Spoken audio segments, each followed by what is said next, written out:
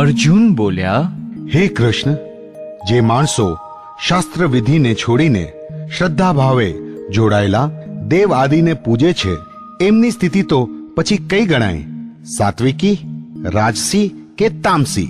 શ્રી ભગવાન બોલ્યા, માણસોની એ શાસ્ત્રીય સંસ્કારો વિનાની કેવલ સ્વભાવમાંથી જન્મેલી શ્રદ્ધા સાત્વિકી, રાજસી અને તામસી એમ 3 પ્રકારની હોય છે. એને તું મારી પાસેથી સાંભળ. હે ભરતવંશી, સૌ માણસોની શ્રદ્ધા એમના અંતકરણને અનુરૂપ હોય છે.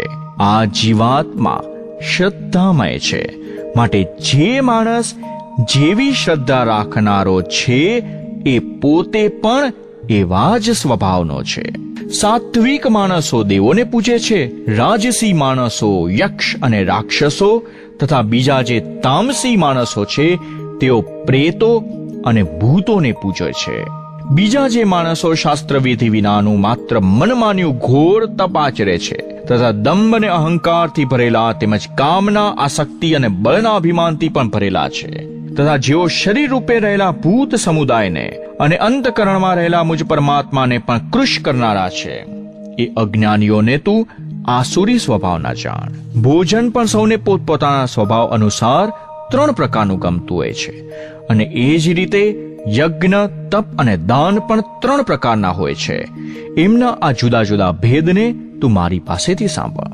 આયુષ્ય, બુદ્ધિ, બળ, આરોગ્ય, સુખ અને પ્રીતિ વધારનારા, રસયુક્ત, સ્નિગ્ધ, સ્થિર રહેનારા અને સ્વાભાવિક રીતે મનને ગમે તેવા આહાર એટલે કે ભોજન કરવાના પદાર્થો સાત્વિક માણસને ગમતા હોય છે. કડવા, ખાટા, ખારા, ઘણા ગરમ, તીખા, ભૂંજેલા, દાહ જન્માવનારા અને દુઃખ, ચિંતા તથા રોગોને જન્માવનારા આહારો રાજસી માણસને ગમતા હોય છે. જે ભોજન અડધું પાકેલું અને અડધું કાચું, સુકાઈ ગયેલા રસનું, સ્વભાવે જ દુર્ગંધી, વાસી અને એઠું છે તથા જે અપવિત્ર પણ છે, એ ભોજન તામસી માણસને ગમતું હોય છે. જે શાસ્ત્રવિધિ દ્વારા નિયત થયેલો યજ્ઞ કરવો એ જ કર્તવ્ય છે, એ મનમાં નિશ્ચય કરીને ફળની ઈચ્છા વિનાના મનુષ્યો વડે કરવામાં આવે છે, તે સાત્વિક છે. પરંતુ હે ભરત શ્રેષ્ઠ, કેવળ દંભ આચરવા ખાતર અથવા ફળ પ્રત્યે લક્ષ્ય રાખીને જે યજ્ઞ કરાય છે તે યજ્ઞને તું રાજસ જાણ. શાસ્ત્ર વિધિ વિના, અન્નદાન વિના, મંત્ર રહિત વિના, દક્ષિણાને અને શ્રદ્ધા ભાવ વિના કરવામાં આવેલા યજ્ઞને તામસ યજ્ઞ કહે છે. દેવો, બ્રાહ્મણ, ગુરુજનો અને જ્ઞાનીજનોનું પૂજન, પવિત્રતા, સરળપણું, બ્રહ્મચર્ય અને અહિંસા આ શરીરનું તપ કહેવાય છે. જે ઉદ્વેગ ન જન્માવનારું, પ્રિય અને હિતકારક તેમજ યથાર્થ વચન છે તથા જે વેદશાસ્ત્રોના વાંચનનો અને પરમેશ્વરના નામ જપનો અભ્યાસ કરે છે એ જ વાણીનું તપ કહેવાય છે. મનની પ્રસન્નતા, શાંત ભાવ, ભગવત ચિંતન કરવાનો સ્વભાવ, મનનો નિગ્રહ અને અંતકરણના ભાવોની સારી પેઠે પવિત્રતા, આ પ્રમાણેનું મનનું તપ કહેવાય છે. ફળની ઈચ્છા વિનાના યોગીજનો દ્વારા પરમ શ્રદ્ધાથી આચરવામાં આવેલા એ 3 પ્રકારના કાયિક, વાચિક અને માનસિક તપને સાત્વિક કહે છે. જે તપ સત્કાર, માન અને પૂજા ખાતર તથા બીજા કોઈ સ્વાર્થ ખાતર પાખંડથી આચરવામાં આવે છે, એ અનિશ્ચિત તેમજ ક્ષણિક ફળ આપનારું તપ અહીં રાજસ કહેવાયું છે. જે તપ મૂર્ખતાપૂર્વક હઠથી મન, વાણી અને શરીરની પીડા સહિત અથવા બીજાનું અનિષ્ટ કરવા માટે આચરવામાં આવે છે, એ તપ તામસ કહેવાયું છે. દાન આપવું એ જ કર્તવ્ય છે. એવા ભાવથી જે દાન યોગ્ય દેશ, યોગ્ય કાળ અને યોગ્ય પાત્ર પ્રાપ્ત થતા પોતાના ઉપર જેણે ઉપકાર નથી કર્યો એવા માણસને પ્રત્યુપકારની અપેક્ષા ન રાખતા નિસ્વાર્થ ભાવે જે આપવામાં આવે છે, એ દાન સાત્વિક કહેવાયું છે. પરંતુ જે દાન ક્લેશપૂર્વક તથા પ્રત્યુપકારની અપેક્ષાથી કે ફળની દ્રષ્ટિમાં રાખ્યા પછી આપવામાં આવે છે, એ દાન રાજસ કહેવાયું છે.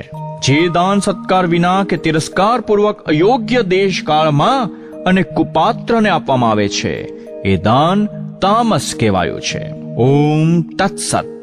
એમ આ 3 પ્રકારનું સચ્ચિદાનંદ બ્રહ્મનું નામ કહેવાયું છે.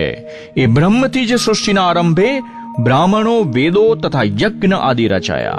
માટે વેદ મંત્રોનું ઉચ્ચારણ કરનારા શ્રેષ્ઠ માણસોની શાસ્ત્રવિધિથી નિયત થયેલી યજ્ઞ, દાન અને તપરૂપી ક્રિયાઓ સદા ઓમ એ પરમાત્માના નામનું ઉચ્ચારણ કરીને જ શરૂ થાય છે.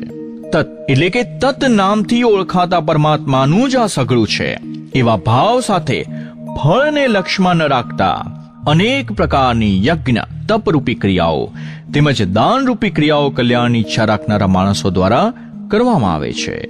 સત એ પ્રમાણે આ પરમાત્માનું નામ સત્ય ભાવમાં અને શ્રેષ્ઠ ભાવમાં પ્રયુક્ત થાય છે તથા હે પાર્થ, ઉત્તમ કર્મોમાં પણ સત શબ્દનો પ્રયોગ કરવામાં આવે છે તથા યજ્ઞ, તપ અને દાનમાં જે શ્રદ્ધા અને આસક્તિ બુદ્ધિ છે તે પણ સત કહેવાય છે.